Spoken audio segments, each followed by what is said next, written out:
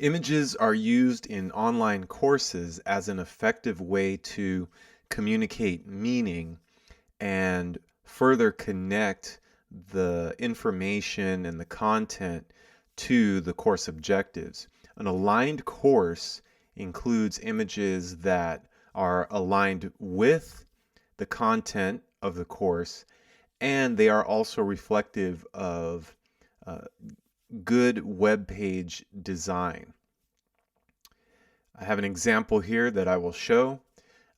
In this case, the page, the content, the topic is the respiratory system, for example, in an anatomy class.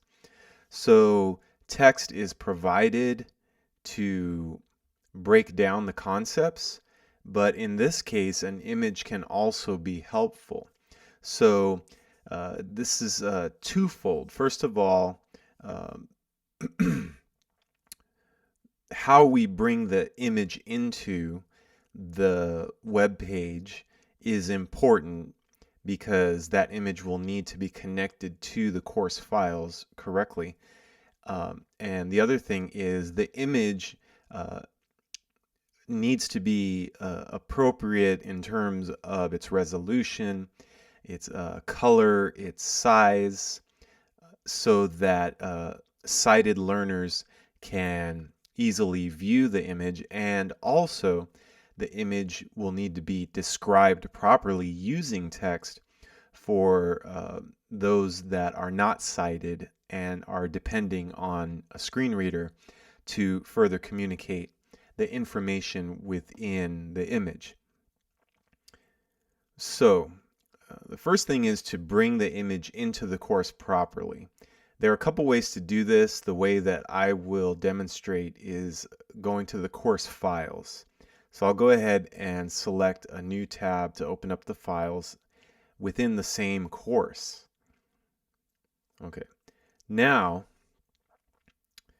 folders are a good way to organize your files. So I'll go ahead and add a folder, in this case for the module that the page lives in. And now in that folder, I'll go ahead and select it. To bring in the image, I will navigate to my Finder window, and I can locate the image and in my local device, my laptop, and then I will just drag and drop it into the folder. So this is the recommended way to bring in images. There are other ways to do it in the case of Canvas, but now the image is connected to the course. So now I can go back to the page and edit the page and add the image. So I'll go ahead and edit the page. Now, keep in mind that the reading order of any page reads from top to bottom. So the image should be placed where the image would be read in terms of content. So for screen readers, this is important. So if the image is appropriate for being read first before the text, then I would simply create a new paragraph line, just add the cursor in that position, and then I will go to the images area and simply select the image. Now the image has been selected and placed into the page. The next thing to do is to size it. So I will select the image and it will highlight blue, and then I will select the embed image button. So now the dimensions of the image needs to be resized. So here is what's recommended. If you want the image to take up the full width of the mobile app, and the reason I'm thinking about the mobile app is because I want to lay out a design of a page that works both for desktop, laptop environments and the mobile app. So if I want the image to take up the full width, that is a width of 400 pixels. So I type in 400, the first section is width, and I simply have to click out of it, and it will automatically update the height to preserve the ratio. Okay, so that's set. The second thing is the alt text in this area will default to the name of the file. So if you need to change that, which in this case we do, then this is where you do it. Respiratory system, and now a screen reader will read the correct description of that image. So select the update button. So now I have an image that is sized correctly and has the alternative text. Now, for this image to be laid out on a desktop, I can add a little bit of HTML, small HTML snippets to lay out the image more appropriately for the page. So in this case, I will use the Align Right button. So keep in mind that the rich content editor gives you a convenient way to add HTML coding without having to go into the HTML. So that's going to start me off. Okay, I will eventually go into the HTML editor, but at least I have that image moved over to the right so that it is balanced with the text. Okay, so I will go ahead now to the HTML editor and add one more snippet of coding. Now that I have added the style floating the image right, I am able to add one more piece of coding to offer more separation between the text and the image. So after float right semicolon, I will space and type in padding dash left colon space, and here I know from experience that about 20 pixels will be good, 20 px semicolon. So now I can go to the rich content editor and check that that spacing has been added. So now the layout is text with the image to the right. So now I can save the page. And now I have the text and I have the image that is described in this topic.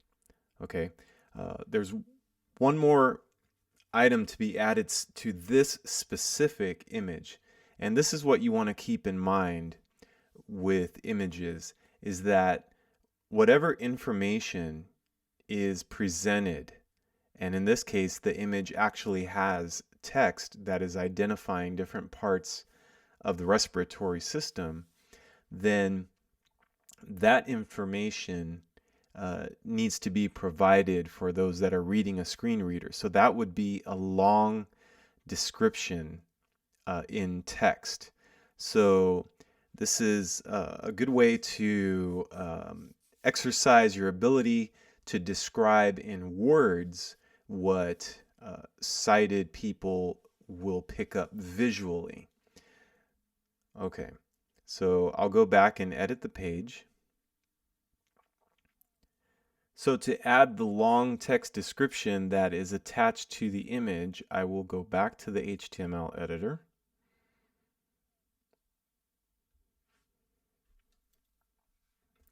And at the end of the p tag, in between the image close bracket and the p tag open bracket, I'll go ahead and open up a break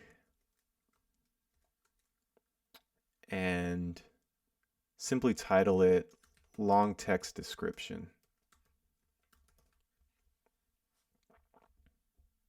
So now if I go back to the rich content editor, the long text description will be directly under the image, and I can go ahead and center that just to give it a little bit better layout.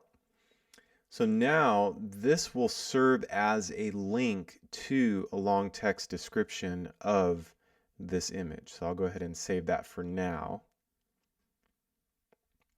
Okay, so now I have my layout with the information and text, the image to the right, and this will become a link to the long text description. So this is how I will link this long text description. I will go back 2 pages and I will add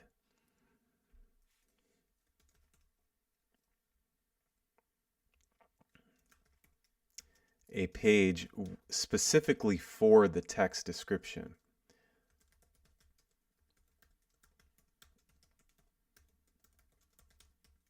Okay, so you would go ahead and fill out this page with that description. Okay, so once you've completed that, at the end of the description, a link needs to be provided to return to the page that it came from. So I can simply highlight this return to the respiratory system and go to links on the right and find my page and select it. So now I can save this page. So now I will have, and imagine here that your full description is already written out. And now a convenient link is provided that I select it and it takes me back to the page. Okay, and again, all of this will be connected within the course. So this long text description will be connected to the image that is connected to the course in the files. So going through this process of adding images, adding long description links, the proper way will ensure that all of these links will not eventually become broken links, but they will carry on with the course in case of course copies. So one more thing to do here. Let me go ahead and edit this page and select the long text description text and locate the page, link to it, and now I'm done.